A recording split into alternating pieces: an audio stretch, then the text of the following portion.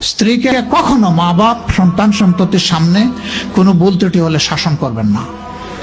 একা নিয়ে বুকে জড়িয়ে ধরে তার সমস্ত নেক কাজের স্বীকৃতি দিয়ে তারপরে বলবো যে এরকম একটা বিষয় আমি দুঃখ পাই নাই, তবে আমি চাই যে এটা তুমি কারেকশন করে নাও এবং আমি আল্লাহর দরবারে তোমার জন্য দোয়া করব। মাথায় হাত রেখে একটু দোয়া করে দেন। এর চাইতে বড় আর কোনো শাসন হয় না। কিন্তু আপনি যদি মাকে খুশি করতে গিয়ে মায়ের সামনে তাকে ধমক দেন, তার ব্যক্তিত্বের উপর আপনি তীর ছুঁড়েছেন, আঘাত দিয়েছেন, সে ফুঁসে উঠবে। সে বলবে সব উজাড় করে তোমার এই সংসারে দিলাম, আজকে তুমিই না আমাকে এইভাবে বেইজ্জত করলে। সে মানুষ তো, তার মানবিক রিয়াকশন হবে। কাজ করব না আমরা কেউ।